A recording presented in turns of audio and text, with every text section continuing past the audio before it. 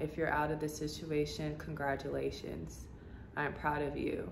You deserve everything that the world can give to you.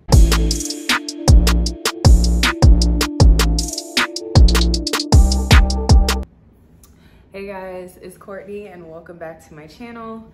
If you guys are new here, welcome to my channel. I like new watchers, new subscribers, so thank you for joining me in today's topic. And today's topic, I'm going to be talking about my journey and how I overcame my domestic abuse and my abusive relationship. Talking about, what I had to do to get out and, my healing process going through all of that and some of the real things that I had to deal with. I feel like a lot of the time women or people that have gone through this are shamed into silence, and I want to kind of break the stigma and kind of use my voice to help other people, because this thing and this topic should be talked about a little bit more than what it is, so that way people can find the tools to get out and find the resources, or even utilizing my video to find the strength to get out. So this isn't about me, this isn't about me telling my story. This is more so in hopes of helping somebody else. Thank you guys for tuning in, and I will get started shortly. Before I do start talking about this situation, I wanted to put the domestic violence hotline out there, just in case anybody needs it. And that's gonna be 1-800-799-7233. Again, it is 1-800-799-7233. If anybody needs it, please call. They do have resources for women or anybody that's going through the situation. So I won't get in too much detail about like the specific things that happened that night, just because it's just too much to talk about. And if you guys want me to talk about that, I will, but I won't go into great detail. So the relationship that I was in started off really well. We got along great, but he did love bomb me. That I didn't really realize that until after the fact, when we first started dating. And what I mean by love bombing is extravagant gifts, gift giving, the moving way too fast, kind of making you feel like the relationship was a fairy tale and too good to be true, basically. And I didn't really take that as a red flag, because I was just like, this person is showing his affection. He's doing these things because he wants me to be, his girlfriend and eventually his wife. So from there, we actually had a long distance relationship, and then we moved in together. And I moved to Chicago, which I mentioned in my intro video. The first year that we lived together, it was fine. There wasn't really any major issues that we dealt with. Of course, couples go through things, but there wasn't any major red flags until like moving into our next apartment. There was some minor things that I started to pick up on, and I was just like, this is weird. So when we would have arguments, he would really isolate me and just like put me on ice and just stop talking to me, and kind of just like distance himself, and just made it very weird. And would blame a lot of the situation on me, and I would kind of just think to myself like, oh, maybe, I am the problem. And not realizing that, an argument or a situation may not be, one person or another, and maybe, miscommunication, whatever, but it was always pointing to the fingers towards me. And that isn't good, because it just made me think like, oh, I have a lot of stuff that I need to work on, because clearly I'm making this person upset. So I may need to, step it up a little bit, or, change my habits. So going into year 2, and we move into our new apartment, after, things were relatively okay, we did get engaged. And the engagement is actually a catalyst to things that started to go wrong. Things just went downhill extremely fast after we got engaged. And what I mean when things went downhill, it was like he turned into a completely different person. I started to experience a lot of verbal abuse from this person. And when I say verbal abuse, like he would, you know, talk to me in a demeaning manner, kind of making me feel small. Basically saying that, you know, I didn't compare to the other women that he would date, that I was lucky to even be with him, that I wasn't smart, and just like really like fucked up stuff that you can say to somebody that you're supposedly supposed to be marrying. And in my head, I'm just like, well, you know, why did you give me a ring if you know, felt that way about me? And, you know, with the verbal abuse, I would, you know, tell him like, hey, I don't like this, like you're putting me down. And it was a cycle of verbal abuse, gifts.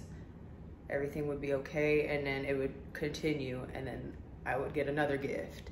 And I didn't realize that this cycle was going on and that he was slowly trying to break me, because that's what they do. They psychologically try to break you down. And amongst all that, he was really trying his best to isolate me. And when I mean isolating, like he would not like me having conversations with friends for too long, what he would think was too long. He would actually make me get off the phone sometimes. He'd be like, oh, we're having movie night, so you need to get off the phone and, you know, stop talking to them. And at the time, I didn't really realize that was a problem, because I was just like, oh, he just wants to spend time with me. Like, I have been on the phone for a while, but it was a form of manipulation. And you don't realize that when you're in a relationship. And you could say, oh, I would never go for that, but you really don't know until you're out of it and you start self-reflecting that this is happening. And he also tried to, you know, isolate me from my family. He would start talking bad about, you know, my mom and, you know, my parents, and try to blame some things on them and try to get me to like distance myself from them. He tried his best, and I'm just like, you know, this is really fucking weird. Like, what's going on? What is your hatred towards my mom? What is your hatred toward my family? And I didn't realize it was like a tactic of manipulation and trying to like get me to stop talking to them. And obviously it didn't work, because, you know, I love my mother, I love my parents, I love my family, my friends. So I wasn't going to stop talking to them just because this person was out of control. So that didn't work for him. And also he tried his very best to have me quit my job.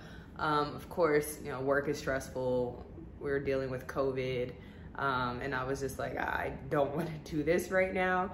But I was like, you know, I need a paycheck. Like, I have bills that I need to pay, like student loans and things like that. I can't financially rely on one person. And my mom told me like, hey, you shouldn't have to do that, or you shouldn't do that, because you just never know what type of situation may occur if you decide to rely on a man for financial reasons. And I'm very glad that I did not decide to quit my job, because I would not be in the predicament or the situation that I am now. And I would not have been able to move the way that I moved after the situation happened. So that's talking about the love bombing, the manipulation, the emotional breakdown, trying to have financial control over me, which didn't obviously work. Sorry. And it got to a point where I was fed up. Like, I was just talking to him, trying to get him to stop talking to me the way that he was. And, you know, it would be okay for a while, and then he would go back to it. And I got to the point where I was just like, I cannot marry this person, because if you are constantly berating me and putting me down, what type of, you know, headspace am I going to be in? What type of relationship am I going to be in if I continue to deal with this? So around October, it was the first time I actually talked to him, and I was just like, you know, hey, this is not working for me. You have not made any changes. And, you know, he profusely apologized and was just like, you know, I'll do better. You know, I'll work on it. I'll go to therapy, things like that. And that was a lie, because he didn't even make any type of effort to change. And after October, going into November, I was just like, you know what? I can't deal with this anymore. I need to cut ties with this person, because I can't let somebody continuously put me like in this predicament and break my spirit, especially somebody that's supposed to love you. It's not okay. So in the beginning of November, I decided to let him know that this was no longer working for me and that I wanted to leave, and we could possibly just figure, you know, whatever out, because what he was doing, what he was saying to me, his actions were not okay, and he did not like that. And what I mean by he didn't like the fact that I wanted to leave, he really did not like the fact that I would, you know, could think for myself, and decided to part ways with him. And he, you know, felt that, you know, if he couldn't have me, then nobody could. And I went through a whole ordeal November 3rd of 2020 for hours and hours. And it was nonstop physical and verbal and sexual abuse the whole night. And from that, I sustained multiple injuries to the point where I had to go to the hospital to be treated. But that wasn't until 3 days after the fact, because after that whole ordeal happened, I was held hostage in my home for an extra 2 days and was refused hospital evaluation because he felt that I didn't need it. And so during that time where I was held hostage, he was going on rants and things like that, and I was secretly recording what he was saying, because he was saying what he was doing, what he did to me physically. And I was like, you know, if I don't have one thing, at least I have this type of evidence to show to somebody, and of him saying these things about what he did to me. And you know, I still have these recordings just in case something were to happen. I think it's important for me to keep these things, because I am still constantly getting, you know, harassment right by this person. And you may ask, you know, well, within those 2 days, what did you do? Did you try to escape? And people don't understand that in those situations, when you're trying to leave, that's when it's the most dangerous for somebody to leave. And that's when a lot of women die, when they are trying to leave a domestic violence situation. So for somebody to say, well, why don't you just leave? It's not that easy. You have to be very strategic in that plan, and you have to make sure that they don't know where you're going, because it could potentially be dangerous for you and for other people that may be involved as well. So going into November 4th, 5th, and then 6th, November 6th was the day I decided that I needed to go, because I was getting more and more sick because of my injuries, and I was getting refused hospital care. So I had to make a beeline out of that apartment, and I had to find a window to where I could get out. So he actually went and took a shower, and all I had was the clothes on my back and my cell phone and my dog, and I ran the fuck out of there. And during that time, those 2 days, I was texting, you know, my family, my friends, kind of letting them know what's happening. I was like, I can't call you, because if I call, he's going to hear me. I can't talk about this. I just have to act like everything's normal and get myself out safely. And so I was like, I'll call you when I'm out. I'll call you and let you know what I'm doing. And you know, I was able to do that after I left. So the first person I called was my mom to let her know, like, hey, I'm okay, I'm out. She was already arranging herself to come to Chicago and, you know, come get me. And then the second person I called was my friend. I won't mention her name just for privacy reasons, for her to meet me at the park, to take me to the hospital and get me to somewhere safe after I left the hospital. So that way I can get my injuries evaluated, get some type of medication that I needed, and then go to a place where I could meet my mother and figure everything out.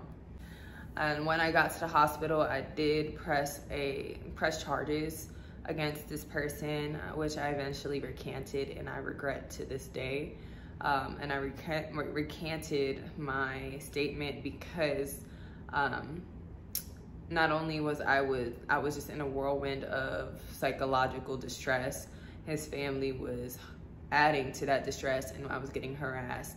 And on top of getting harassed by his family, I have other people in my ear telling me, you should do this, you should do that. And when you're in that situation and you're, you know, trying to tend to your injuries, trying to, you know, process what happened, trying to figure everything out, the best thing that you want for yourself is to be at peace. So I was just like, I don't want to deal with this.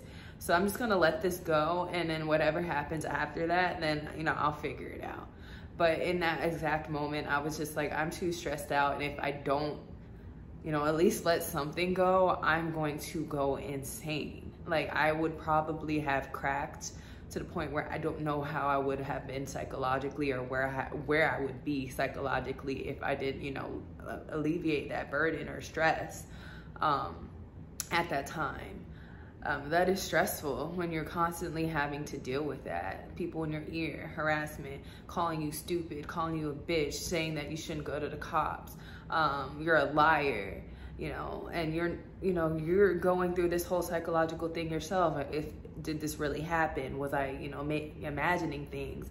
And, you know, you're not. But when you have somebody constantly saying that you're a crazy bitch and that you hurt yourself and that you're a liar, and you're dealing with this kind of stuff, you just don't know. You just don't understand until, I hope nobody is in this situation, until you have actually dealt with this.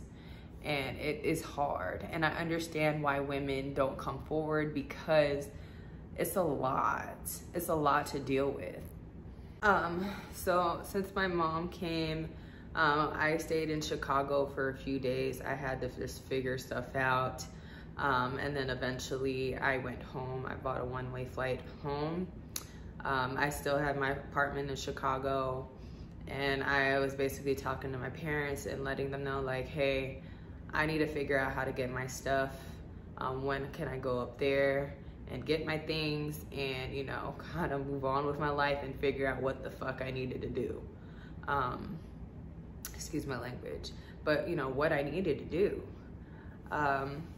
So I was able to arrange some things with my aunts and get my stuff and get a restraining order, which was very important for me to get out of my lease without any penalty, any money that I owed. I was able to, you know, show that in the police statement that I had, and I was able to get out of my lease scot-free. So if you are in a situation like that, please get a restraining order if you're living with that person, and then you can break your lease and it won't affect your, you know, credit or anything like that. And that's very important. So please get that. So that way you can get out and get out safely if you are living with somebody and you are dealing with abuse. After I went and got my things from Chicago, went to the courts, they awarded me my order of protection. I had to literally give everything away, like my furniture and everything like that. And just got my clothes and whatever I could fit in the car. And I got the hell out of Chicago. And during this time, I was not working. I still had my job that I'm currently working now, but I did tell them, like, hey, this is what's going on. I need some time. And they were so gracious enough to give me, you know, a couple months to kind of maneuver the way that I needed to maneuver, take some time to figure my life out, and then, you know, return with some type of game plan of what I wanted to do. So I appreciate my job for that wholeheartedly, because I don't think another position or another company would allow that. And I'm so grateful for them. And if you guys are watching this, if you guys tune into my YouTube channel, thank you. Thank you from the bottom of my heart. I so appreciate you guys for doing that for me. So after I moved back home, I actually stayed home from November and December, and I made a plan for me to come to Houston, Texas. My job didn't have any positions there. We didn't even have an office located in Houston. And so I talked to my job and I was just like, hey, can I create a position for myself there, get some type of clientele, because I cannot go back to Chicago. It just has too many ties to, you know, some bad things, and I don't even know if this person's gonna stay there. And they let me do that. They let me do that. So that was like step one to, you know, kind of solidifying, hey, I'm going to be in Houston. And then, you know, during that time, after I solidified that, I decided to go get a therapist, and a virtual one at that, because if I was moving, I needed somebody that could move with me. I can do video chat with them and start unpacking what went on. And that's what I talked about for months, because I was just like trying to process the trauma. Like I was telling you guys before, like going through that whirlwind of emotions and stuff like that, you didn't really have time to process anything. And so I needed to talk to somebody about like, what the fuck happened? Like, you know, what happened to me? Because it happened so fast, and it only happened one time, but I was so fortunate enough to realize, like, if I don't leave, this person was going to kill me. And that situation that happened in November 3rd, I was actually close to losing my life. So trying to process that, like, near-death experience on top of having to deal with the PTSD and abuse and stuff like that, it was a lot of shit to unpack. So from that time, November to, you know, how I moved to Houston, I just focused on therapy and getting myself together. But I was in a whole whirlwind of depression. I dropped 30 pounds in a matter of weeks because I wasn't eating because of my internal injuries that I received from what happened to me. And then on top of that, it was the depression that really just stayed, and I was so small. So my family was very concerned. Even though, you know, I was trying to do the work, I was not okay. I was not good. And my family refused for me to go to Houston, but I already paid the down payment on my apartment. And I was just like, if I don't go, if I don't, you know, take this leap of faith and bet on myself, I'm not going to be able to have any type of growth. I'm not going to be able to become the person that I am right now if I, you know, use this as a crutch, if I stay home, if I rely on, you know, because my family is here. Even though I did need them, I was just like, you know, I have to do this for myself. So I moved to Houston in January. You know, despite the better judgment of my family, I was just like, I'm out of here. And my mom helped me, my aunts helped me, and they moved me down to Houston, stayed with me for a little bit, which I needed. And then they left. And that's when the real work had to start. But it didn't happen overnight. You know, living alone and dealing with a situation that deep was extremely isolating. Even though I had friends that I could talk to, people that I could talk to, my therapist and things like that, I felt completely 100% alone. I felt like nobody understood what I was going through. Nobody understood my trauma. Nobody really wanted to listen what I had to say, especially when I just needed to vent about my emotions, like, and dealing with that. And sometimes I was met with, well, you're alive, be grateful. But I needed some type of outlet to express myself. So when I was met with that, and I was met with that constantly, I turned to alcohol. And the alcohol became a very bad habit. I was drinking to mask what I was feeling, because I felt like, even though I had a therapist, I was talking, I felt like I couldn't physically or like verbally talk about my trauma in other ways. So I would just mask it with, you know, liquor. I would get drunk pretty much every day of the week. I wasn't eating still. I was still very small. And I was making very poor decisions when it came to men, and just bad decisions in general. The alcohol and the reckless behavior was just not a good thing, because I was depressed and I just didn't know what the hell I needed to do. It was kind of just like, boom, I'm here in Houston, I'm just gonna go crazy and let loose. I think June was a big turning point for me. You know, I had a birthday, shout out to the Geminis. And just like a lot of self-reflection about, you know, my bender and my bad decisions. It made me want to start to change my life, because, you know, talking to my therapist and also self-reflecting, I realized that if I continued on this downward spiral, I was not going to end up in a good spot. So I decided to make some moves for myself to kind of, you know, make some growth and to kind of change my ways. And this bender that I had lasted for a good 6 months. And people were just like, oh, you just moved to Houston, like this is just the thing. No, it was because I did not know how to cope with what I was dealing with the PTSD, with the flashbacks, the depression, all that was not, you know, I just didn't know how to unpack that. And during that time, I was dealing with the case that I was dealing with the domestic violence. So I forgot to mention, in December, I decided to file a case against my ex-fiance with the Office of Equity at Northwestern University, because I dropped the charges and I recanted. I felt like I needed to get some type of justice. So during this whole ordeal with me going crazy and binging and stuff like that, I was dealing with having to recount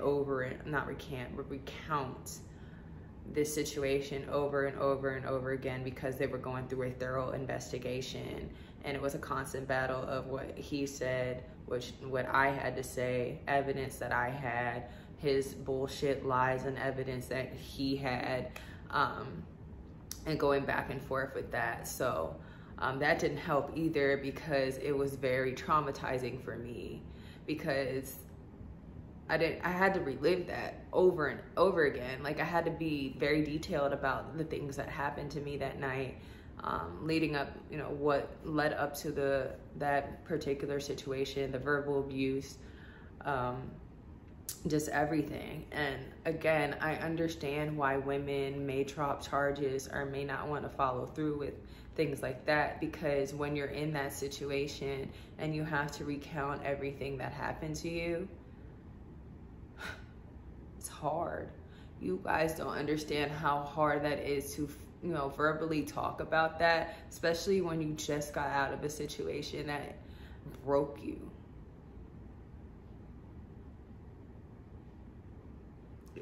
You couldn't even imagine. You couldn't even imagine. But things started to look up around June. That's when I actually got my justice, I would say. He got expelled from the school. He was getting his PhD and was also a faculty member there. And, you know, I won my case because, you know, my case was strong. I made sure I had all the evidence that I had, and they didn't believe him. And, you know, that felt great for like a split second, but I still felt guilty because I felt like I was ruining somebody's life, even though he ruined his own life. But you know, that's the trauma that kicks in. That's the trauma response when you know, still care for somebody. I mean, I was going to get married to this person, so you know, feeling that just doesn't go away. But I also hated him as well, like, because he put me in this predicament and I have to deal with this trauma for the rest of my life. So it was kind of a melodramatic experience for me, and finding that out. But things did start to look up around June.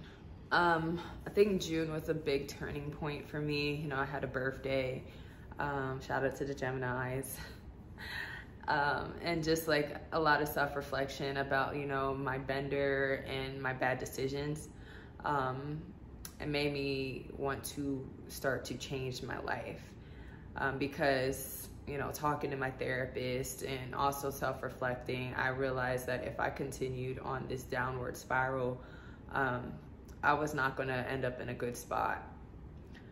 So I decided to make some moves for myself to kind of, you know, make some growth and to kind of change my ways.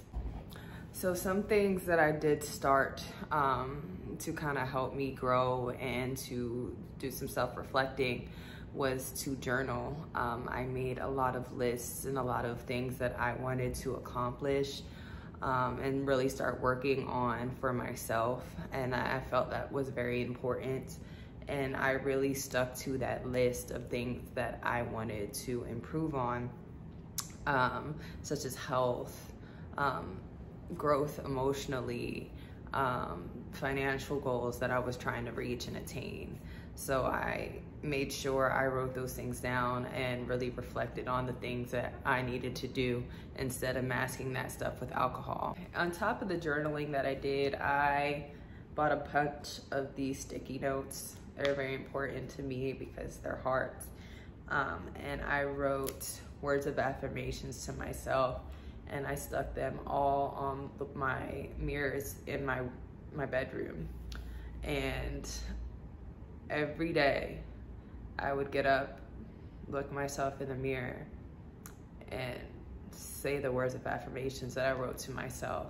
Because being broken down and being, you know, emotionally abused, I lost myself. I had no self-confidence. I didn't believe in myself. I really didn't even feel like I was worthy of even being alive. So I really had to make an effort to, you know, love myself again. So, you know, some of the ones that I, you know, had was I am enough, which this necklace says, and I wear it around my neck all the time. So if you see me wearing this, it's near and dear to my heart. I am enough. I'm worthy to be loved. I am, you know, strong. It's okay to, you know, feel your emotions. I am beautiful. I am powerful. I can overcome anything and any obstacle that I face. You know, some of those things, you know, I would tell to myself every day, and I would look at myself and be like, you know, say those things. And then I would tell myself, have a good day. No matter what type of day you have, just know that, you know, you are worthy of all those things. And I would repeat those things over and over and over again until I started to believe them. And sometimes I still have to do that. You know, I don't do that as much now. But if I'm having a really bad day or if I'm struggling, I'll pull out my sticky notes. I still have them. I don't have them on my mirrors anymore. And I will say those words to myself if I forget who I am. So those were some big things that really, you know, helped me start to change my ways and my habits. And then I also increased my therapy sessions because I felt like I just needed to talk to somebody a little bit more about, you know, my issues that I was dealing with. So I also increased my therapy, which I think everybody should go no matter what. So, you know, if you haven't been through anything or trauma or anything like that, I feel like therapy is just good for self-reflection and growth. So I, increased that as well. And, I mentioned the weight issue that I was dealing with and not eating and things like that. That was also a big thing for me because I was tired of being small. I was tired of feeling weak, and I was tired of, what I looked like. And so that was a big part of, what I wanted to change too.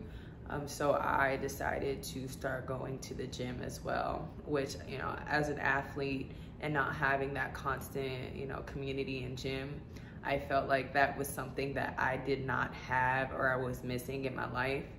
And when I tell you, the gym has been a game changer for me emotionally, not just physically, but emotionally. It has been a true savior for me, on top of the other things that I did for myself to have that self-growth. So I really started to get consistent in September, and the gym has been amazing. I've created friendships because of the gym, with my trainer, with women in the gym, just people, and having that community it's been amazing. And, people may see me on my TikTok and Instagram and posting about fitness. It's more than just, getting a physique and gaining weight and stuff like that. It's an emotional thing for me. I feel free. That's my highlight of my day. I feel so good and empowered and strong when I go to the gym. After I go to the gym, after I leave there, my self-confidence boosted because of that. On top of, the positive affirmations and the work that I was doing behind the scenes. People don't understand. They're just like, why are you so dedicated to the gym? And it was one of my saviors. I can completely say that. The gym really helped save me and really geared me towards healthy habits, with the alcohol and putting down the bottle and focusing on healthy eating and, gaining my weight back and my happiness. I appreciate the gym, and my trainer, Kelly, love you so much, because I don't even know where I would be without that, on top of amongst everything else.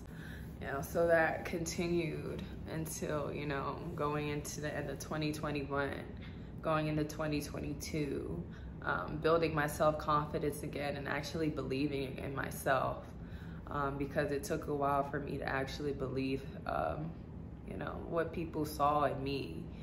And a lot of my friends were just like, why don't you, see yourself in this light, or see yourself, as this confident woman, as this woman, with amazing hair and a great personality and things like that. And it's just because I was so fucked up and broken. Somebody tore me down to the point where I didn't even feel worthy of living, like I said. And I will never ever let somebody get me to that point again.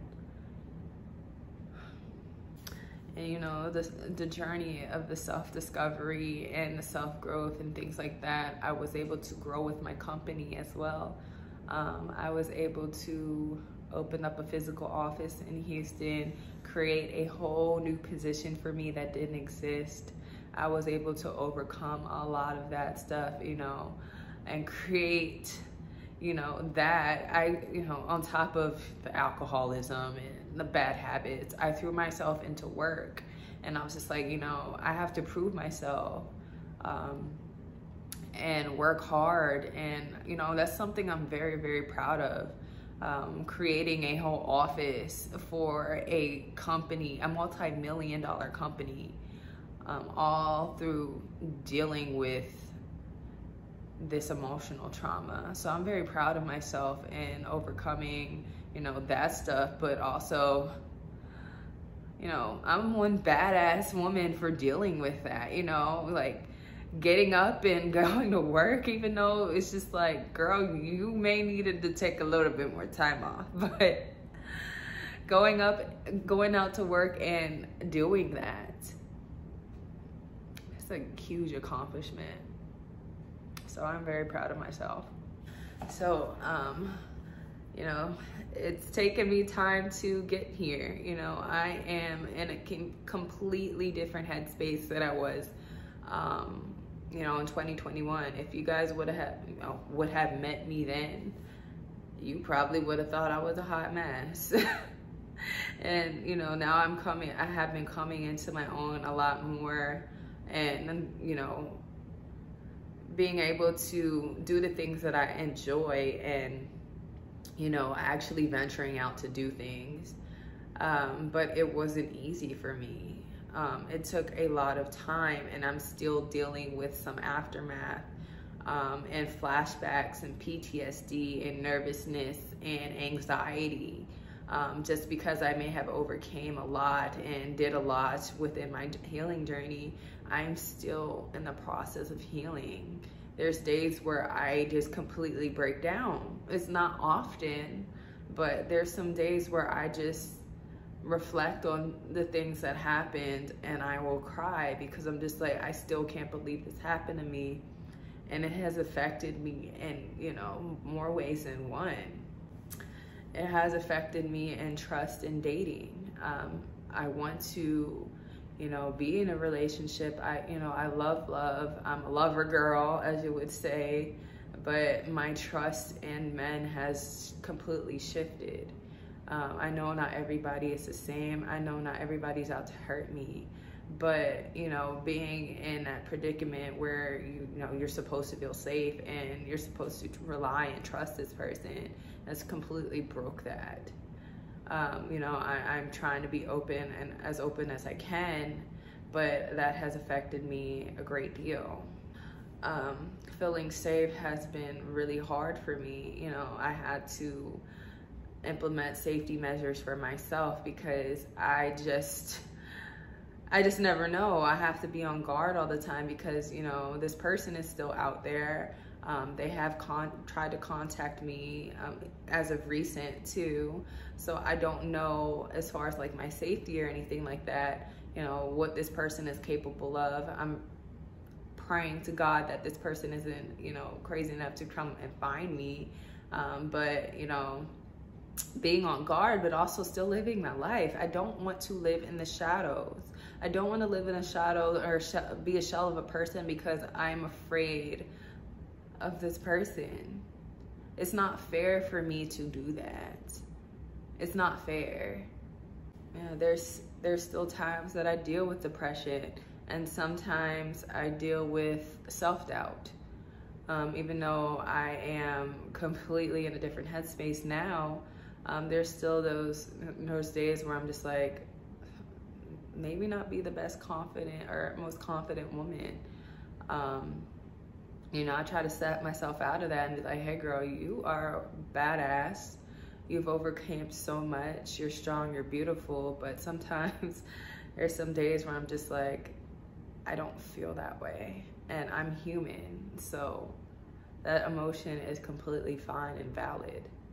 But overall, I can say I am proud of myself for overcoming this. A lot of women don't have the resources or, you know, the support system to get out. And like I said, if I didn't have my job, if I didn't have the people that surrounded me, if I didn't have those things, I don't even know where I would be. I don't even know if I would be alive today. So to the women, if you are watching this, if you need to reach out to me, please reach out to me. I'm here to be a resource for you. You know, I can try to help as much as I can, but, you know, this isn't for me. This is for you. If you're watching this, if you're trying to overcome something, if you're trying to get out, please reach out to me. You may not know who I am. Please reach out, send a DM. I will help you. And overcoming domestic violence is a constant battle. I will never be 100% okay. I will never be 100% myself like before this even happened. I'm a new version of myself, a little bit more self-aware, but, you know, it's who I am. It's, you know, a part of who I am, and it's part of, you know, my story. And hopefully my story is able to save somebody else, help somebody get out of the situation. And, you know, if I can help one person with just my words, if I can help more than one person with just my actions, I feel like I didn't, you know, go through this in vain, I guess you can say. And I'm gonna close this out, to say, please be safe if you are dealing with the situation. If you're out of the situation, congratulations. I'm proud of you. You deserve everything that the world can give to you. You deserve love, you deserve to be happy, you deserve to, you know, go for your goals, your dreams, whatever you want to do. You are worthy of that. To the women that are still fighting to get out of the situation, you are still all of those things. You're amazing, you're strong. You just may need a little bit more help, and that's okay. But just know that things will get better. And then I'm a resource for you. I'm gonna close out with the hotline again. Women, if you need to call somebody, please call 1-800-799-7233. Men, if you're going through this situation too, please call the domestic hotline. This is not just for women, it's for everybody. I hope you guys are safe. I hope you guys are okay. I love you. You are badass. You know, you've overcome so much. If you're out of this situation, if you're still dealing with this, you're still badass, and you will overcome the situation, okay? I love you guys. Thank you for tuning in, and I will talk to you guys later. Bye for now.